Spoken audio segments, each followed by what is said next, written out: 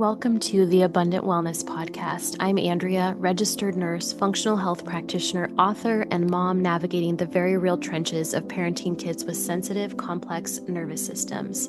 This podcast is for parents who are tired of being told to just try harder, who feel the grief of realizing you can't fix your child, but still refuse to believe that this is the end of your story. Here, we talk about what actually helps: nervous system-informed parenting, functional health, the gut-brain connection, emotional resilience, and faith in the middle of the mess. See, you're raising a child who's not broken, but deeply wired. My hope is that every episode helps you to feel less alone, more anchored, and better equipped to support both yourself and your child. If you're ready for compassionate science, honest conversations, and hope that doesn't bypass reality, you're in the right place. Let's get started.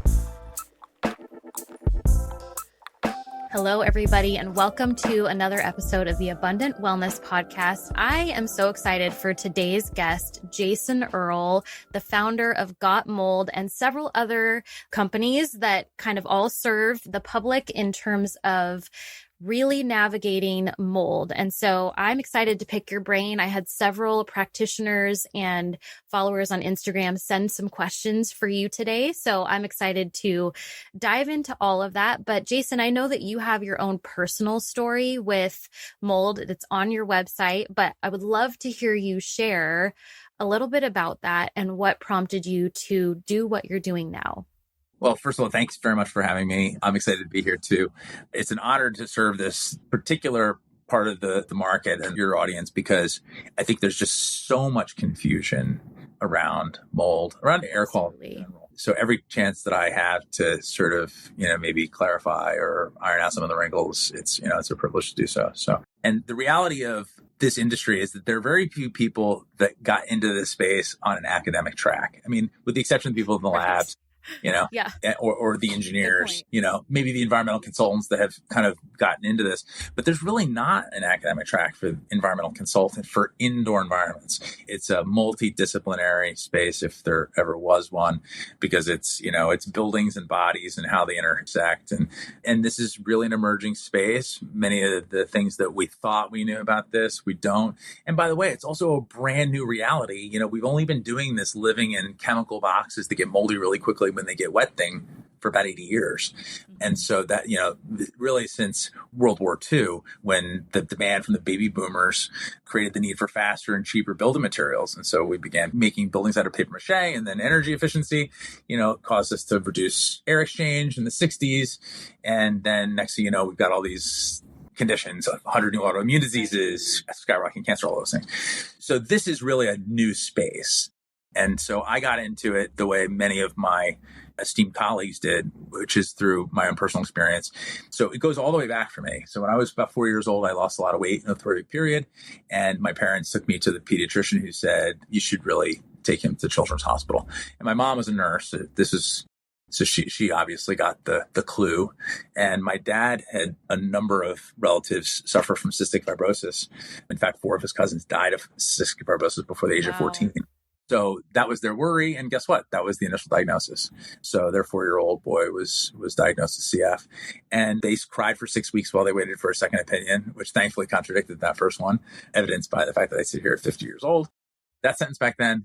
So actually what I had was asthma compounded by pneumonia and allergies to nearly everything in my environment. And I grew up on a little hobby farm with lots of rescued animals, surrounded by fields full of all the things I was allergic to.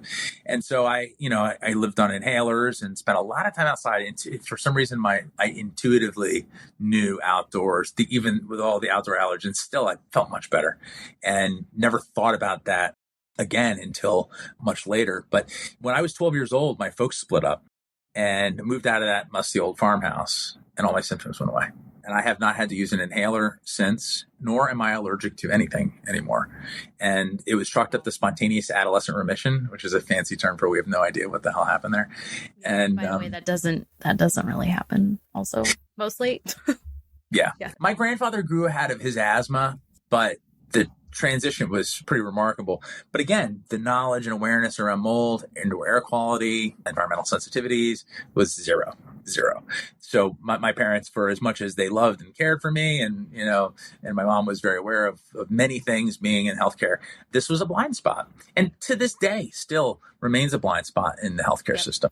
And so, which is a major problem.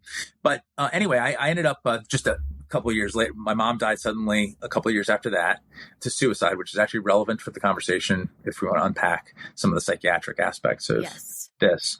And then also a year after that, I was diagnosed with Lyme disease. Still not sure I actually had it, but I do know I got the antibiotics. And that sent me on another health journey related to healing my gut, which actually has a lot to do with getting better from mold, by the way, which we also unpack, right? Because it's really about the path to healing from environmental sicknesses, air, food, and attitude. The food part is really important. So I inadvertently ended up learning a lot about that through my experience, really driven by the Lyme diagnosis and treatment.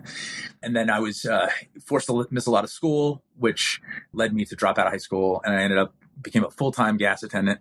And that's where I met a guy who recruited me to come work on Wall Street, believe it or not. And so it was just a fairy tale kind of thing. And I ended up becoming a very young stockbroker, did that for 9 years. And then one day woke up and wanted to do something meaningful with my life and went backpacking. And while I was away, I came across a story about a guy who'd gotten sick from the hotel where he worked in Hawaii. And he blamed the mold in the building, which was a historic mold problem. At the time I was there, actually, I was in the shadow of the building, which was closed down for mold. There were guys going in and out in moon suits. Wow. I thought asbestos. I read in the article mold, knew nothing about it. But the story of his illness was it was just like my life in reverse. He had developed adult onset asthma and all these allergies that he never had before at 40 years old. And I thought, geez. And he blamed the mold, of course. And so I thought, I wonder if we had mold. And I called my dad from a payphone shortly thereafter and asked him. And he said, yeah, of course we had mold. We had mushrooms in the basement. Why do you ask? So 70s parenting, right? But I immediately in that moment had this sort of white light experience where I was like, wow, buildings can make you sick. That was such a big idea. Mold, yes, fascinating, really, truly amazing. But the broader thing here is the idea that the buildings that we build to protect ourselves, instead of being a passive supporter of wellness, which is really their highest and best use, right? Instead become a source of disease. And that idea propelled me, well, to this day. I now have a different perspective, which is not only that buildings can make you sick, but also buildings can heal you. Buildings that are built properly, maintained lovingly, are actually, we have a symbiotic relationship with buildings. They're an extension of your immune system. When a building gets sick, you get sick. And when a building heals, so too can you. And so really, that's the larger thing that 25 years later has really crystallized for me. But the path from there to here really was, I came back armed with some curiosity, took a job working for a company that was doing mold treatments because remediation didn't really exist back then. I've been in this a long time. And I saw quickly that people were being harmed actually through that process. Often buildings being torn apart willy-nilly without actual any sort of surgical or precision approach. So, just gross demo, which great for the contractor, not so good for the homeowner. Also, lots of chemicals being used instead of cleaning. And mold remediation does not include chemicals unless there's concern about sewage, so unless there's a nutrient-rich source of moisture. Generally speaking, chemicals only add to the problem and are another typical approach of adding things to fix something. And that's actually not the way we fix things. Most of the time we do it via negativa, removal, improvement through subtraction. And so when it comes to mold, it's the other way. And so anyway, I saw this and realized that I needed to really understand more. And I was taking lots and lots of courses at night, building science courses. And also around that time, I heard about a guy who trained a dog to sniff mold and to detect mold in buildings. And I thought that was just crazy enough to be brilliant, and went down to Florida, met him. And much to my surprise and everyone else in my sphere, came home with that dog. And so next thing you know, we've got a mold sniffing dog, first in North America. Her name was Oreo. And so we ended up having a lot of local press descend upon us. They were initially trying to debunk us, and we found very quickly, and instead we got supported by them. So we ended up with this groundswell of demand mostly from physicians who were having problems with patients that weren't responding to traditional treatments. And so we ended up really doing house calls. And so we became sort of the investigative arm, if you will, of a whole bunch of pediatricians, pediatric pulmonologists, GPs even started sending people to us, a lot of ENTs. And so our business really became doing the work that doing that last mile of care, really, to include the built environment as part of the workup. And we've been educating doctors and the mold affected consumer about the importance of including your building as part of a health workup ever since, because it works. And when we get in there and find a mold problem, suddenly all these other things go away. Suddenly the autoimmune goes away. Suddenly, kids no longer have to use inhalers. I live this. And so, the transformation is not usually through additive values. It's usually through removing the thing that's the offending thing. And built environment is not just mold, it's VOCs and chemicals, and it's a potpourri of exposures. Mold tends to be the calling card, or if you will, the gateway drug for indoor air quality, because it smells bad, it ruins your stuff, it's kind of event driven, and it's got all the headlines. But really, when you look at this more broadly, we have to really take this in the whole environment, specifically when it comes to airborne chemicals, as well as the biological stuff comes when buildings get damp. And so I spent 18 years in the field doing assessments, countless thousands of sick building investigations with dogs and all the other tools. So we're really comprehensive. But over the years, I became frustrated by the fact that most people who needed us, especially the ones who needed us most, couldn't afford us. So I began working on tools that would help to reduce abuse at the lower end of the market, giving people a soft and easy place to, friendly place to come get answers, which is what Got Mold and GotMold.com is really all about. And then through that, launching our at-home test kit, the Got Mold test kit, which lets you test your air using professional devices without having to deal with the conflicts of interest and a lot of the concerns that are common. Yeah. And then beyond that, we've worked on developing some additional tools that will help clarify some of the confusion in the testing industry, because there just hasn't been any innovation in like the last 25 years. And so our job really here at Mycolab is to bring current science to the forefront so that the industry can advance. Because right now we're kind of stuck with a lot of junk science tests and a lot of feedback loops that are not actually helping the consumer. Yeah. Parenting a child with ADHD, autism, PDA, anxiety, or ODD, and you are exhausted trying to figure out what's actually going on, I want you to hear this. Many of the kids I work with also struggle with symptoms like constipation, diarrhea, bloating, skin issues, or brain fog.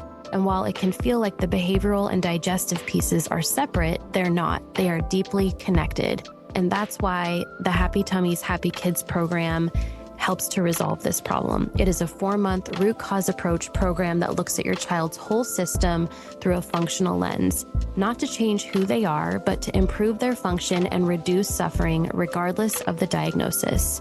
If you're wondering whether this kind of support is right for your child, the next step is to book a Strong Start discovery call. It's a conversation with me to understand your child's unique needs and see if this program is a good fit for them. You can schedule a Strong Start discovery call using the link in the show notes. You don't have to figure this out alone, and I look forward to hearing from you soon. That's really good and really comprehensive. You covered a lot of different points within that I'm going to try and kind of extract out as we keep talking. But you made a perfect segue into my number one question that I get from my own clients when we hit that wall where we're like, everything that should be working for you is not working.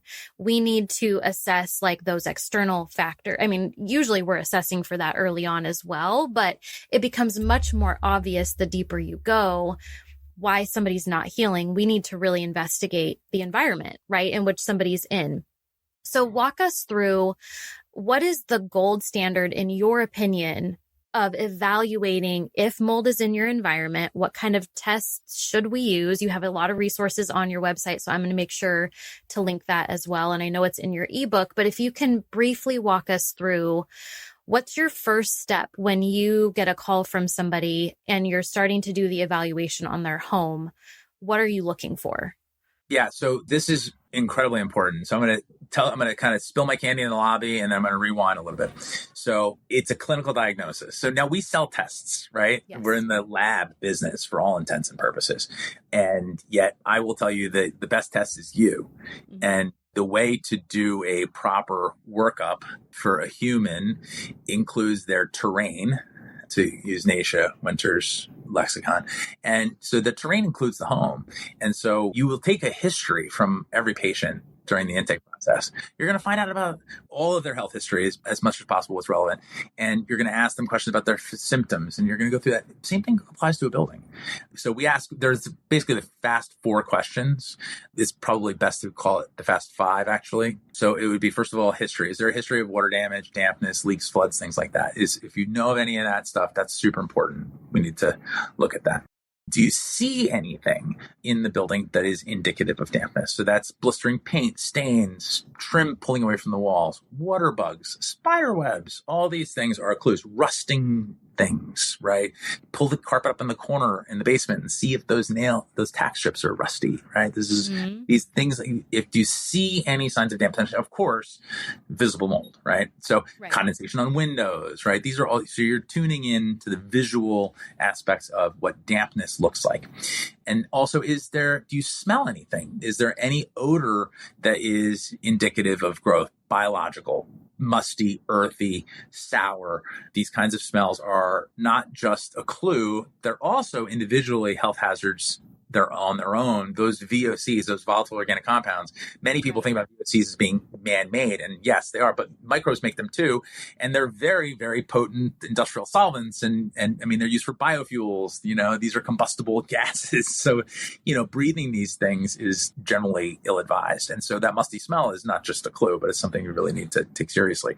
And so in that case, that's the sign of actual active growth, right? So that is the immediate digestive byproduct of mold and microbes doing their thing in your house. So we've covered history. Do you see something? Do you smell something? Do you feel something? And this is also really important. Do you have symptoms that seem to get better when you leave the building? Are there areas in the building that seem to get much, much worse? And this is oftentimes requires people to take a little time away, usually a few days. Sometimes it's almost instant, which, by the way, underscores some of the fallacy around diagnosing mold toxicity squarely, because toxicity doesn't behave that way. It's not a rapid onset of symptoms and a rapid offset. That's just not the way toxicity works. Talk to any toxicologist. That's a neurosensory irritation. It's not explained by allergy. It's not explained by inflammation. It's not explained by any of the other pathways, but it is explained through a neurosensory pathway, specifically via the trigeminal nerve in the face. And so this is something that is not spoken about enough, but it's powerful because it's also very empowering. It doesn't require detox protocols and all these kinds of things. While they may help in some way for some people for certain reasons, what I'm talking about here is in addition to that, and I would say in many cases supplants that. Most mold-related illness is not mycotoxin induced in my professional opinion. And if it is, it's primarily through the food exposures. So that's another rabbit hole for us to go down. So now we said building history, right? Fast forward, building history. Do you see something, smell something, or feel something? And then the other 5th one that you could add in, which I think is important these days, is have you had a recent renovation or new construction? That's important for a lot of reasons. Chemicals, if you don't specifically ask or tell your contractor not to use materials that have VOCs in them, or whether it be even the adhesives, the caulk, the finishing, that final touch, they will.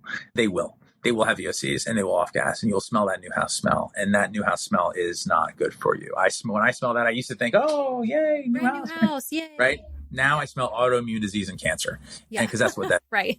And exactly. So I have a very different framing on that Pavlovian response that initially, when I first moved into my first apartment, they had freshly painted. I thought I had arrived. I realized now that probably was not good for my nervous system or anything else.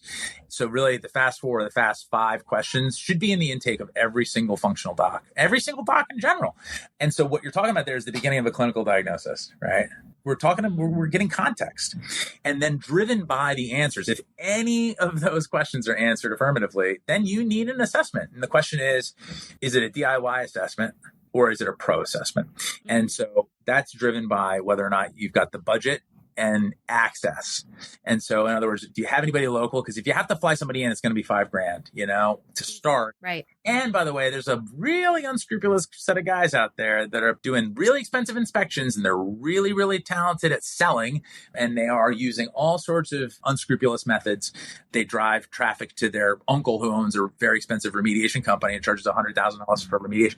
These are the people that you don't want coming to your house. And because they will gladly take $200,000 and leave you with a shell of a home and a shell of a pocketbook and a shell of, you will lose hope in humanity. And that's really, I think, the thing that's being stolen from people right now by these unscrupulous characters is hope.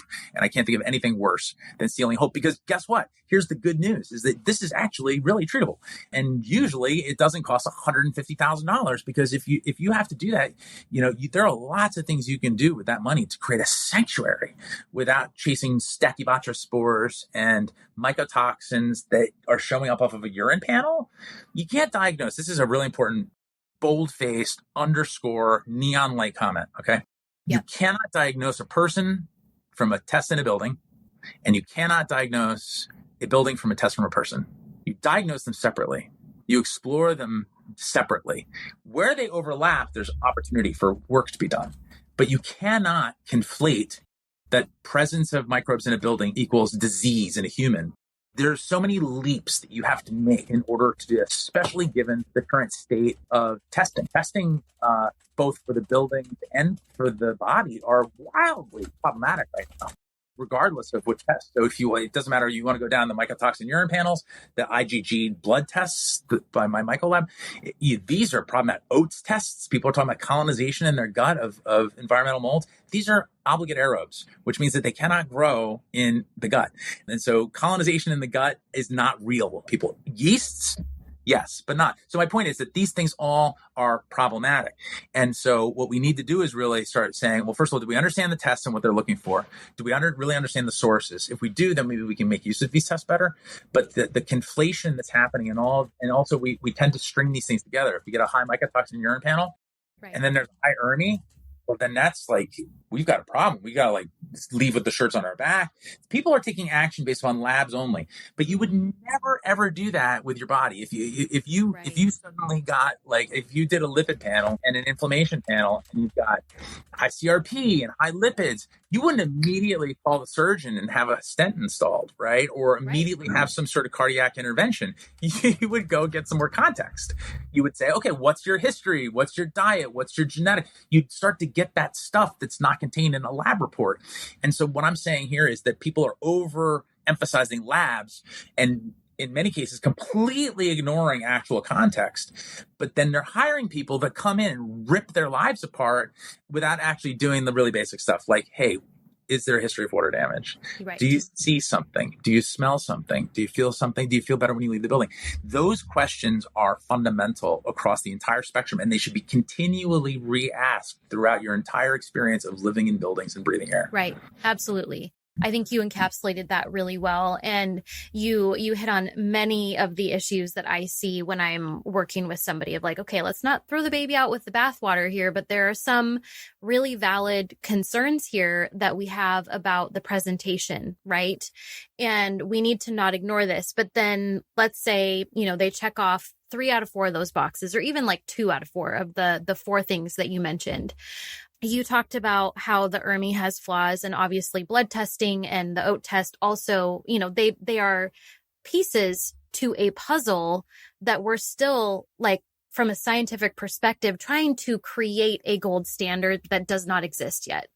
And I think that people need to understand that most of us, from a practitioner, and you being the I don't want to say diagnostician, but the person that's providing the tools to assess these things in the environment, we're still trying to create a gold standard that doesn't exist yet. So let's say they check off 2 of those boxes. We know that there's been water damage in the home, and we know that there's a health history that raises some red flags.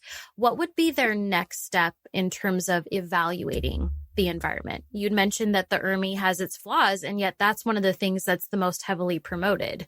Yeah. And also, by the way, they recommend taking action based on that alone. And that is so fundamentally in opposition to best practices when it comes to environmental assessments that on its face, anyone who's giving you that advice, really, you should question any other advice they give you, seriously, because there's no single test for the building or for the body that is actionable by itself. Right? There isn't. You need context. And that context needs to be, by the way, you got to be also very careful about where you're getting data from. A lot of times you're getting free inspections from people who do remediation or treatments. Mm-hmm. This is a bad idea. Never ask a barber if you need a haircut. Yeah.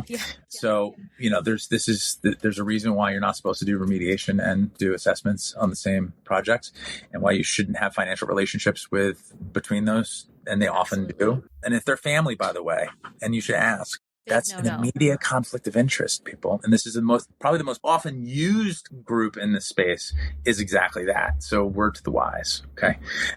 So when it comes to what you do next, first of all, if you detect moisture in the building, okay, a mold assessment is a moisture assessment. So when we're doing a mold inspection, we're not really looking for mold. Yes, we are in a way, because that's obviously that's the smoking gun. But what we're really looking for is moisture problems. So we begin with the outside of the building. We look for defects that could lead to intrusion, maintenance issues, things that need attendance.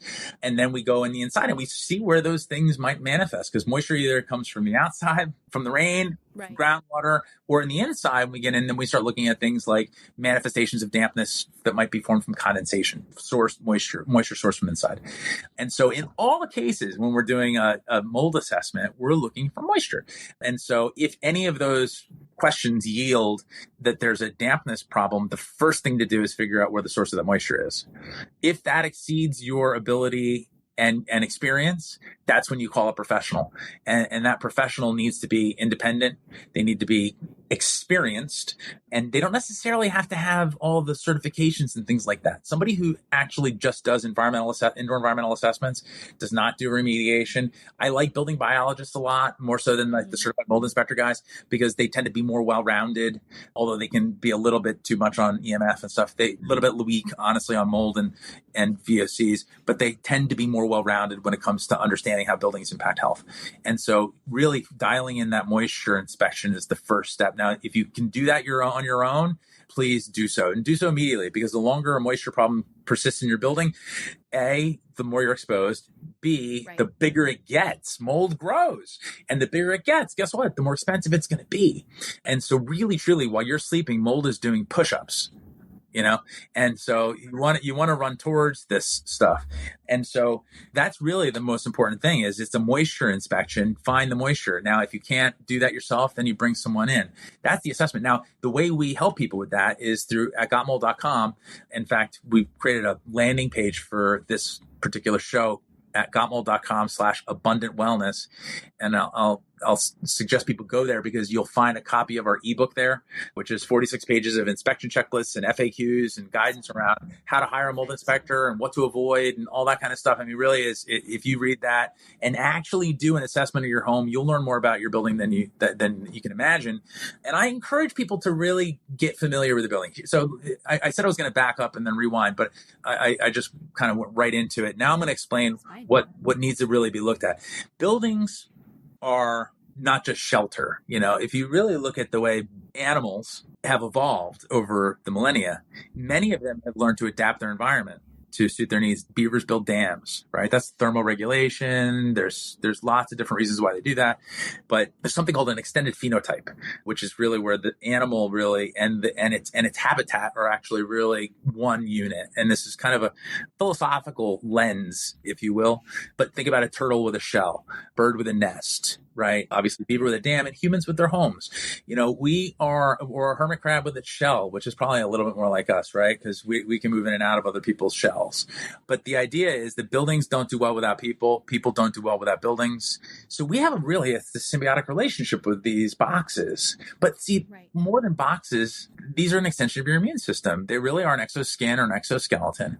And, we're a very strange species, because we used to build out of stuff that was natural to our surroundings, that was actually native and local to our surroundings. And now we build out of garbage. We build out of toxic stuff. And then if an evolutionary biologist were to do an objective assessment of this species based upon how it's changed its behaviors over the last 80 years, it would say we're probably not long for this world, and what it's done to our reproduction and all this other stuff. I mean, it's really, if you really look at it objectively, take diet out, we've got problems. Our habitats are no longer supporting health. They're actively leading to disease. And so I further sort of illustrate this idea because it makes it more real for people. When you look at the building, think about the idea that maybe what is an organism by definition? It's a system of life-sustaining systems. It's actually a system of organs. And so you can look at the building and say, wow, okay, there's an HVAC system that's kind of respiratory. And then you got circulatory system, that's the plumbing. And then you got the electrical system is the nervous system. And you got the bones and the structural elements. And you've got the fat in the walls is insulation. And dermis, if you look at the cross-section of a wall assembly, the layers of siding look a lot like dermis, Very true. And so, so here you have this building that really looks a lot like an organism. And what's interesting is that there's this missing element here, which is the immune system. And guess what? That's you. We are the building's immune system. And so it's our job to maintain it, because guess what? We're taking care of ourselves. This is really, maintenance is a form of love. It's actually a form of self-love, because it does come back down to you, right? And so if you take care of the building, it takes care of you, vice versa. You neglect it and right. You will experience what, you could even go further down and use cell as a metaphor. The building is a cell. We're the mitochondria. And what happens to mitochondria when when pollutants are introduced and they're not, and the cell wall is not been closed down. Next thing you end up with cell danger response, and you end up with all sorts of downstream effects from that. So really the metaphor plays all the way through. And so really when you're talking about diagnosing a building, we have to look at this building as a system of systems, and we have to do a workup on the history of it. And we have to do the same thing you would with a human, right? Buildings manifest moisture problems in very different ways. And you can actually think about the moisture problem as an injury or as an ache and a pain. And then the mold is inflammation. That signal that you get. Really good. Yeah. Metaphor for that. Yeah. And then that chronic inflammation left by itself is its own disease. That often in humans leads to cancer and other things like that. Well, guess what happens if you leave that going? It will rot the wall out. Moisture problems kill buildings. And so think about a moisture problem potentially as the root cause, and think about the rot in the wall as cancer or inflammation. And so this is a really beautiful metaphor, and it plays all the way through.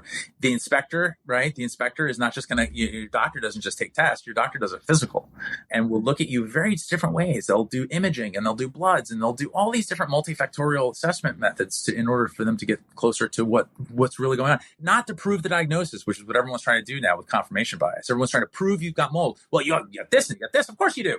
Well, no, that's like mythology, looking up at the stars and saying, oh, look, that's the belt of Orion. That's the story that sticks to you.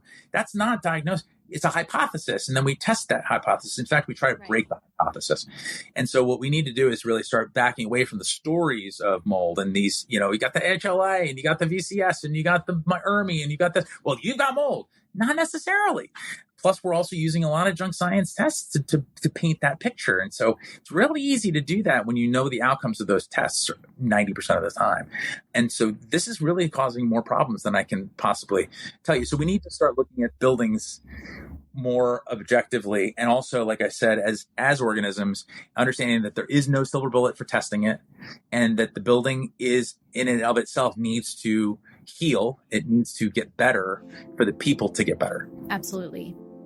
One of the biggest and most easily fixed issues that I see in parents raising neurodivergent children or parents of children with a complex medical diagnosis is actually mineral deficiencies and low electrolytes. When we are under chronic stress, as raising these children is chronically stressful, we run through our electrolytes and our minerals very, very quickly, which then puts a lot of stress on pretty much every organ system in the body. So one of the things that I teach a lot of the parents that I work with is a very quick action step, which is to just grab a scoop of electrolytes and add it to your water 1 to 2 times a day. It's one of the easiest ways that you can nourish your body so that you don't end up in a state of depletion. When we are mineral balanced, when our electrolytes are balanced, we sleep better, we respond to stress better, we bounce back a lot quicker from events that are really stressful. So one of the electrolytes that I use is Paleo Valley. They're super duper clean, no food coloring, no yucky ingredients, super affordable. I have a 15% off link for you in the show notes. One thing that you can do to care for yourself today is to grab some electrolytes, add it to your water, and remind yourself that you're worth nourishing too. Yeah, that's really good. And I think helping people to understand that, because there's so much panic that happens when you are told that, hey, we need to, and I try to broach that conversation in various different ways with my clients, but in a comprehensive way of like, we need to think about this as being a possibility because of X, Y, and Z. We're not going to move into panic land. We're not going to move into anxiety. That's not going to help your nervous system. But we do need to think about like a strategic assessment over this? Because to my understanding, mold plates are not, you can correct me if I'm wrong, but those are not diagnostic, correct? Of a That's right. Yeah, right, okay. no, these are junk science. Settling plates or petri dishes really Right. are probably the ultimate junk science right now, because I define that as a scientific principle or tool used in an unscientific way, and often used as you almost always follow the money. If there is another more expensive, comprehensive procedure that follows after the result of that test, then that will commonly be junk science. These are lead generators more so than diagnostics. Petri dishes in particular are really interesting because now we know with genetic sequencing, and we're working on a really fascinating tool, a new DNA-based dust test that will make ERMI go away finally. But what we know from environmental microbiology, molecular biology now, is that settling plates lose at least 80% of the species that are present in the environment. And more importantly, for the people who are really concerned, they're absolutely sure that these are great tests, these immunolytics and these other guys. The reality is that they don't actually have the agar in them. The media itself, the sticky stuff, is very specific to the type of organism, or I should say these organisms like certain kinds of food. They like a certain amount of moisture. They like the right temperature. It's like a combination lock. And so each species or each taxa actually has a different sort of combination. The combination for the molds that everyone's worried about, which I also think needs to be reeled in a little bit, Stachybotrys, Chaetomium, these molds grow, they're cellulosic. So that means that they like to eat the cellulose, the little fibery bits that's in paper, for example, on your drywall, the grass and twigs and stuff out in the yard. They do not grow on malt extract agar, which is what's on these dishes. So that's where you grow weeds. All the fast growing stuff grows. And so what you have there is confirmation bias. So if mold grows, that means something. Doesn't mean anything. If you could do that with a piece of damp white bread. Take it, throw it on your counter. Boom, it'll get moldy. Right. Means literally nothing. And by the way, anyone who's concerned about mold in their home, I would say that probably the last thing that you should be encouraged to do is grow more. Right. And that's what these things are asking you. So I think just on its face, there's something kind of strangely contradictory about that. A little bit right in front of our noses, and we didn't even see it. Right. That's right. And so basically what those prove is that mold spores are ubiquitous. They are, by the way, they're the most abundant biological particulate on the planet. Kingdom fungi every year produces 50 megatons of spores. Just to put a point on that, that's the equivalent of 500,000 blue whales. Wow. Annually, spores going into the environment. Most of them settle in the oceans and the mountaintops and what have you. But we find them 13.7 miles above the Earth's surface in weather balloons. They're literally everywhere. So spores landing on a plate growing, congratulations. That's a sixth grade science fair experiment. That's not a diagnostic. Okay. I like how you, again, very well-rounded explanation, because it truly could grow anything, anywhere. Right. And is not diagnostic. So a couple questions I want to get to from people that sent in questions for your podcast today. And you kind of already touched on them. So I don't think we need to necessarily spend too much time on them. But in your experience, how much of healing comes from healing the physical body? We're talking about the physical person. So they're having asthma or allergies or chronic fatigue or any number of symptoms, right? Skin rashes, food sensitivities, you name it, all the stuff that comes with being exposed to an environment that's not healthy. How much of their recovery comes from removing the unhealthy in the environment? So healing the environment, healing the house, right? Taking care of all of that stuff versus healing the nervous system, or do they heal in tandem? That's a great question. Both. Yes, that's a great question. First of all, this is based on my experience. This is not a peer-reviewed study. But I have 25 years and thousands of cases that I've worked with in various different levels too, because I was in homes, and now we have product and working with a lot of physicians and so there's a lot of different perspectives and sort of granular versus like 30,000 feet and everything in between. The second part to that is it depends. And of course, because every building is different and every person is different. And we're also learning more and more about what these exposures really entail. Because really, when we're talking about mold, this is, I think, maybe a disservice to the conversation. Really, what we're talking about is dampness. Because from dampness, you get mold, but also some bacterial growth, actinomycetes, which are getting some attention now, and they should, because they're potent chemical producers, but they're bacterial. And also VOCs. and chemicals that come from building materials, they end up being released through dampness, something called hydrolysis. So that facilitates the release of chemicals that would otherwise be stable. And then you also get the proliferation of dust mites and other allergens. And if you have enough dampness, you'll get bugs and other sources and vectors of disease, really, So dampness is the tiger, right? And all the things we're testing for are like the mite on the hair on the tip of the tiger's tail. We're looking at these individual toxins, which is a very reductionist thing. I'm much more of a systems thinking kind of guy. Like, what's the root cause of all this? Dampness and chemicals are really what causes all of our built environment related illness. You could also argue EMF and some other things like that, but I would say that's a distant third. And so dampness and chemicals. And by the way, the dampness releases chemicals, and also mold produces chemicals. So there's basically biological and non-biological. When you start looking at how people get better, it is via negativa. So removing the offending, so that's air, food, and attitude. And air is removing all fragrances, chemicals. That's it, through removing them physically, air filtration, dilution. You can get energy recovery ventilators. There's lots you can do to get your air free of chemicals. And also mold, of course, stopping the moisture problem, cleaning up the mold, and or relocating, right? So you either relocate or remediate these things. Right. Once you've got air straight, and that means also no fragrances. That means literally, like the idea here is that a healthy building doesn't have odors except for natural materials. Then there's food. And this is really important because people are being diagnosed with mold-related illness based upon dietary indicators. Yeah. So these urine panels are not validated. They've been actually, many of the people that were involved in the creation of them, who I'm close to, are suggesting that they should not be sold anymore because they're leading people down terrible, destructive paths. And so they may be useful to help people understand what's in their diet.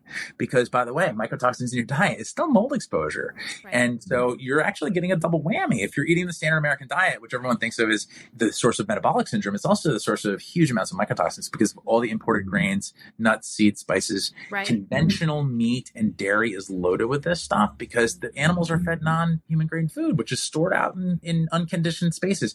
And also sprayed with chemicals. So, it's a whole potpourri. Yeah. So really, when you're still looking at food is really important because you're going to be suffering from some consequences.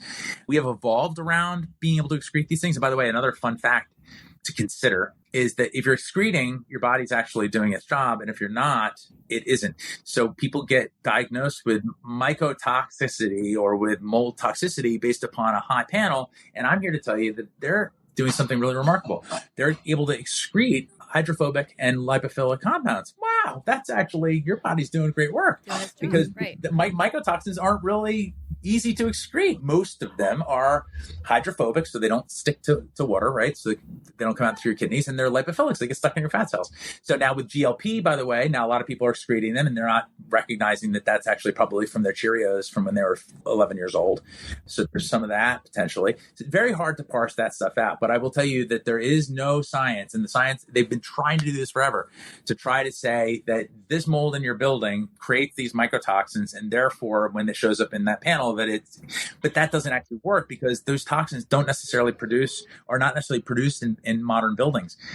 We don't have the stressors. We don't have the competition. We don't also have the nutrients in the building materials. And this has actually been researched. So this is not, I'm not making stuff. The research on this does not support. And by the way, we don't find airborne mycotoxins in significant quantities, certainly not enough to be yielding the quantities that are showing up in these panels. Yes, you can have some degree of trace, and 20,000 breaths a day, I can see that having some systemic effects, but yielding in mycotoxin panels is different than, that's a whole different ball of wax. You have to have much more, you have to have a much higher volume. And the math has been done on the surface area of the spores and the quantity, and that work has been done. And it does not support mycotoxin panels as a diagnostic tool, nor does the IgG, by the way, because that can be from any exposure. That can be from food or from air. And that just means you've been exposed. So that, again, this is being exposed to mold on planet Earth is absolutely fundamental. If you're not being exposed to mold, you're more likely to have problems too, because a diverse microbial environment is actually good for your immune system, and a sterile environment isn't. So you're being exposed all the time. Your body should recognize this stuff, and that's what IgG is all about. Exactly. So anyway, so air, food, and attitude. Attitude is the nervous system. And this is really important because this is where you can grab control of this thing, right? So if you get your environment straight and then you reduce exposure so your nervous system is not constantly being assaulted, then you do the nervous system or the somatic work, and you do things like get outside and get fresh air in the morning, get your morning sunlight, take your shoes off and get in the grass, do the grounding. There are 22 peer-reviewed studies on grounding. It's just not profitable, so no one talks about it. But this stuff actually helps. Sauna, drink pure water, love your liver. These things all work. But more importantly, oftentimes what helps people get better, and this is the hard part, so I'll pause. I'll give this a little bit of respect, is oftentimes it requires a shift in worldview. Much like an alcoholic who's just knows life is falling apart, but I need to make change and I'm just not ready to because this is part of my identity. It's my identity. Right. And I know it's not serving me, but I'm still stuck in it. There are many people that are stuck in this diagnosis that find some value in that diagnosis for whatever reason. And they get stuck in it. It becomes part of their identity. And those people, generally speaking, have a pretty, unfortunately, pessimistic worldview. The world is attacking them. Nature is dangerous. The home is dangerous. Mycotoxins, everything is, and they're very tuned up and their nervous system is very tense. I don't see those people get better very often until they can reduce that chronic anxiety. Now, this causes anxiety. I want to be clear. The nervous system tweaked like this, the trigeminal nerve, lots of anxiety. And by the way, Brown University did a great study back in 2008, found a strong correlation between mold and dampness indoors and depression.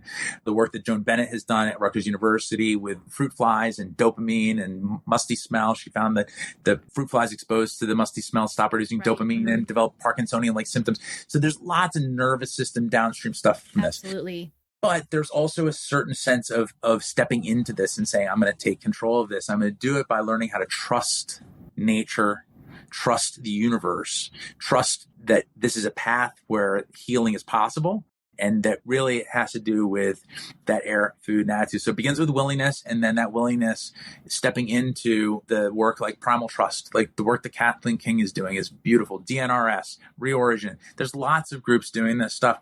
Try to find one that has a community because the people that are a few steps ahead of you will often be the ones that are the most illuminating for you, right? They're the ones you can relate to.